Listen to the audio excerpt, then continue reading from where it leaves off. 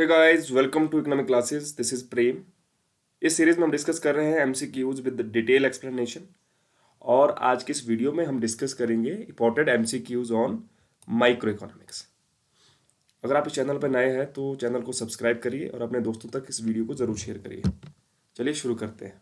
First question is, go through the following paragraph and diagram and answer the question below.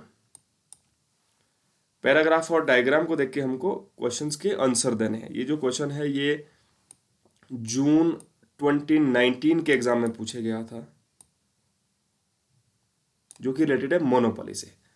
देखते हैं paragraph क्या कहता है। Monopoly charges a price above marginal cost, not all consumer who value the good at more than its cost buy it, thus the quantity produced and sold by a monopoly is below the socially efficient level.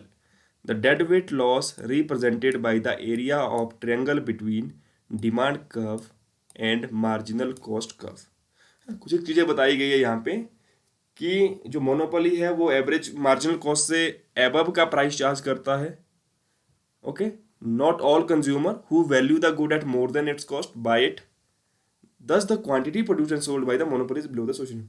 तो इसी कारण क्या होता है कि जो quantity production होता है मोनोपोली के अंदर वो सोशली एफिशिएंट लेवल तक नहीं जाता है, उस लेवल तक वो प्रोड्यूस नहीं करता है, जो कि होता है मिनिमम एवरेज कॉस्ट पॉइंट।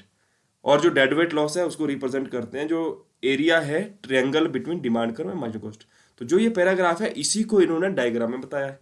ये डायग्राम देखिए, इन्होंने ट्रायंगल की बात की। ये जो ट्रायंगल है BAC, ये डेड वेट लॉस बता रहा है, ये जो ट्रायंगल आपको दिख रहा है। तो पहला जो क्वेश्चन है वो डेड वेट लॉस पे ही है। क्वेश्चन था dead weight loss is represented by the area of, कौन सा एरिया रिप्रेजेंट कर रहा है डेड वेट लॉस? तो जो demand curve, this is demand curve, और मार्जिनल कॉस्ट के कर्व का जो ट्रायंगल जो बन रहा है। तो ये ट्रायंगल क्या है? BAC। तो बहुत सिंपल है, डायरेक्ट क्वेश्चन है। डायग्राम को देख के आपका आंसर जो है वो क्लियर हो जाएगा। Fourth is correct answer. Next question इस पर क्या है? What price will be charge under monopoly? Monopoly के अंदर कौन सा प्राइस चार्ज करेगा? अब यहां देखिए, तो जो इक्विलिब्रियम क्वांटिटी जो वो प्रोड्यूस करेगा वो सोशली एफिशिएंट नहीं होगा। सोशली एफिशिएंट है यहाँ पे, इसको आप कह सकते हैं कि ये सोशल एफिशिएंट लेवल है जहाँ पे एवरेज कॉस्ट मिनिमम होगा, एवरेज रेवेन्यू के बराबर है। X2 है, ये नहीं है, बल्कि जहाँ पर बराबर है MC/MR के। हमेशा इक्विलिब्रियम की कंडीशन क्या होगी इन परफेक्ट कॉम्पिटिशन में? MC is equal to MR। तो ये MC कर्व है और ये MR कर्व है, जो डाउनवर्ड स्लोपिंग कर्व है। ये कहाँ एक दूसरे को इंटरसेक्ट कर रहा है? एट पॉइंट B पे। तो जो B पॉइंट पे जो आउटपुट लेवल आप देख रहे हैं OX1, ये इक्विलिब्रियम आउटपुट लेवल है। और प्राइस कितना चार्ज करेगा? कहाँ पे डिमांड हो रही है? ये A पॉइंट तक, AX1 या फिर OE, ये प्राइसेस चार्ज हो रहा है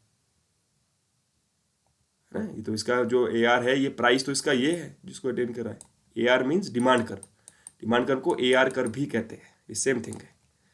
तो इसीलिए एवरेज रेवेन्यू यहाँ पे है, जो इसकी डिमांड है, प्राइस बराबर है AX1 के। ऑप्शन में देख लेते हैं, AX1 नहीं है, इसमें है OE। तो OE हमारा करेक्ट आंसर होगा। ऑप्शन नंबर जो इसका तीसरा है OE,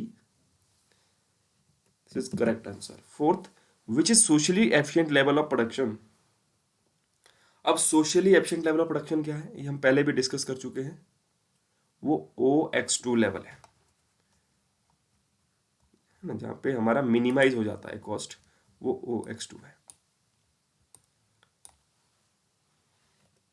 right. Next question, one of the essential condition of monopolistic competition is? Monopolistic competition का एसेंशियल कंडीशन क्या है? वो कौन सा फीचर है उस मार्केट का वो जरूरी होना चाहिए जो उसे मोनोपोलिस्टिक कंपटीशन बनाए? अगर वो फीचर उसका ना हो तो वो मोनोपोलिस्टिक कंपटीशन में नहीं गिना जाएगा। Many buyers but one seller, product differentiation, homogeneous product, price discrimination. The right answer is B, product differentiation. ये एक डिस्टिंग्विश फीचर है मोनोपोलिस्टिक कंपटीशन का, जो दूसरे मार्केट से इसको अलग करता है। तो डिफरेंशिएशन ऑफ प्रोडक्ट में क्या है? ये एक ऐसा फीचर है मोनोपोलिस्टिक कंपटीशन का जो कि कॉम्पिटिटिव इकोनॉमी और मोनोपोली को ब्लेंड करके एक मार्केट बनाता है, जो रियलिस्टिक मार्केट है बेसिकली, है ना। दोनों का समिश्रण है कंपटीशन और मोनोपोली का। क्योंकि जब प्रोडक्ट में डिफरेंशिएशन होगा लेकिन वो क्लोजली रिलेटेड है ईच अदर के, तो ये फीचर है कॉम्पिटिटिव मार्केट का, जहाँ पे कॉम्पिटिटिव मार्केट है। जैसे परफेक्ट कॉम्पिटिशन में क्या था, वहाँ पे परफेक्ट सब्स्टिट्यूट थे एक दूसरे के प्रोडक्ट, लेकिन यहाँ भी क्लोज सब्स्टिट्यूट है, तो ये कुछ फीचर वहाँ से आया। लार्ज नंबर ऑफ बायर्स और सेलर यहाँ पे है, वहाँ पे भी थे। लेकिन जब प्रोडक्ट में डिफरेंस है, वेरिएशन है, एक फर्म है उसका प्रोडक्ट दूसरी फर्म से किसी भी मायने में डिफरेंट हो सकता है, उसकी पैकेजिंग में डिफरेंट हो सकता है, उसकी वेट में वो डिफरेंट हो सकता है, और भी बहुत सारे रीज़न हो सकते हैं जिसके बेस पे वो दूसरे प्रोडक्ट से डिफरेंट है। तो इस डिफरेंस की वजह से उसके पास कुछ कंट्रोल हो जाता है प्राइस के ऊपर। प्रोडक्ट में चेंज करके वो प्राइस पे भी उसके ऊपर पार्शियल कंट्रोल रख सकता है, थोड़े प्राइस को वो चेंज अपने लेवल पे कर सकता है। तो वो किसका है जहाँ पे प्राइस में कंट्रोल होता है, वो मोनोपोली का फीचर है। तो मोनोपोली और कंपटीशन, इन दोनों का ब्लेंड, ये बन गया monopolistic competition. Okay, next question. The cost incurred by the firm in hiring labour, जो हम लेबर को हायर करने के लिए कॉस्ट बियर करते हैं उसे कहते हैं marginal cost, implicit cost, total cost या फिर एक्सप्लिसिट कॉस्ट। इसमें से कौन सा करेक्ट आंसर होगा? The correct answer is D, explicit cost. Hiring labour,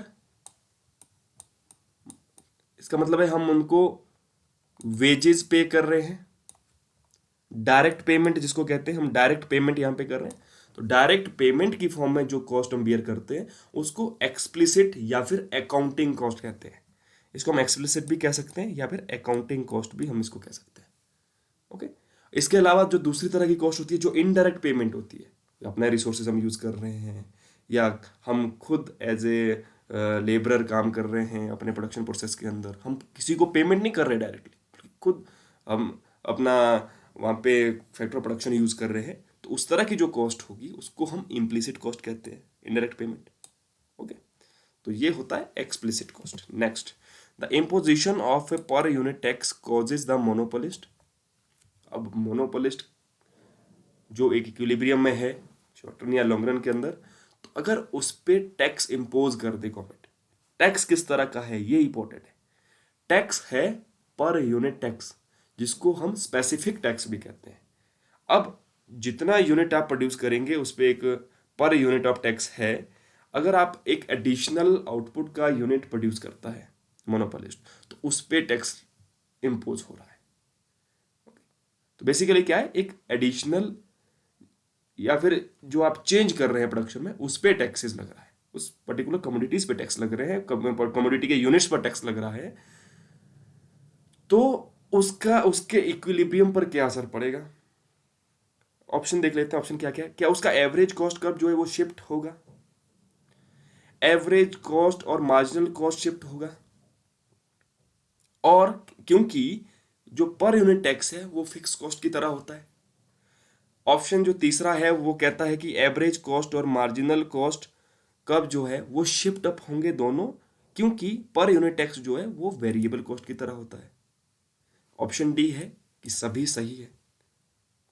तो कौन सा सही होगा जब हम मोनोपोलिस्ट के ऊपर अपर यूनिट टैक्स या फिर स्पेसिफिक टैक्स इंपोज करते हैं? तो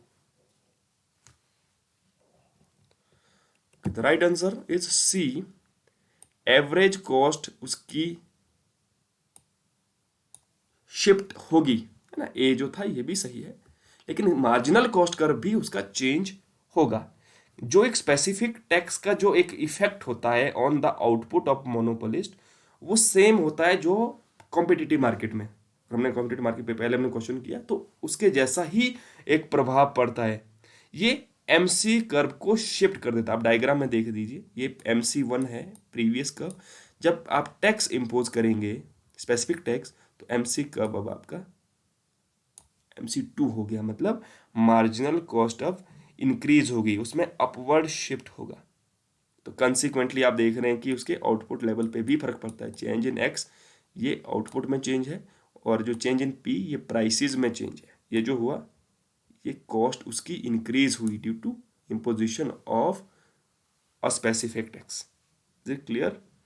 अब इसका बर्डन भी है, कितना सेलर पे पड़ेगा, मोनोपोलिस्ट पे कितना जो कंज्यूमर है उन पे पड़ेगा। तो ये बेसिकली इसकी इलास्टिसिटी जो होती है, सप्लाई की इलास्टिसिटी, उस पे डिपेंड करता है। ओके, तो हमें सिर्फ यहाँ पे क्या समझना है कि एवरेज कॉस्ट में चेंज होगा, मार्जिनल कॉस्ट में उसके चेंज हो जाएगा। टैक्स इम्पोज करने से वो बढ़ जाएगी उसकी कॉस्ट, क्योंकि ये एक वेरिएबल कॉस्ट की तरह है। Specific tax, per unit of tax, जितना ज़्यादा आप यूनिट प्रोड्यूस करेंगे उतना ज़्यादा टैक्स आपका पर यूनिट पे लगेगा। तो जो नेक्स्ट वेरिएबल जो आप वेरी कर रहे हैं अपने प्रोडक्शन में, उस पर वो इंक्लूड हो रहा है आपकी कॉस्ट में, तो आपकी वेरिएबल कॉस्ट इंक्रीज हो रही है। Is it clear? अगर दूसरी तरह का टैक्स, अगर लमसम टैक्स होता या फिर प्रॉफिट टैक्स होता तो उसका कोई चेंज नहीं होता, क्योंकि वो एक फिक्स कॉस्ट की तरह टैक्स है।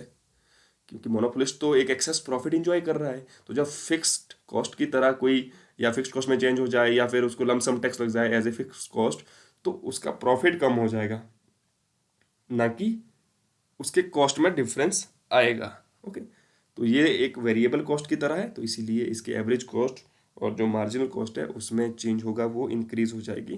कंसिक्वेंटली जो आउटपुट लेवल है वो कम होगा और प्राइस इंक्रीज हो जाएगा। Next question, which of the following measure the degree of monopoly power? Here symbol have their usual meaning.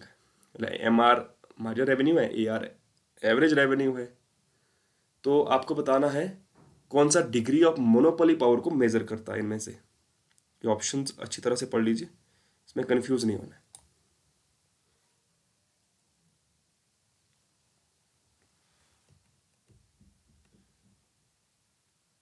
The right answer is B, A R minus M R over A R. ये है monopoly, जो degree of monopoly है उसका major है by learner. Learner measures of monopoly power हम इसे कहते हैं।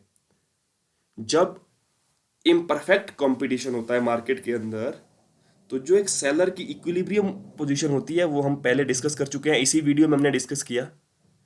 वो M C is equal to M R, margin cost बराबर होगी मार्जिन रेवेन्यू के।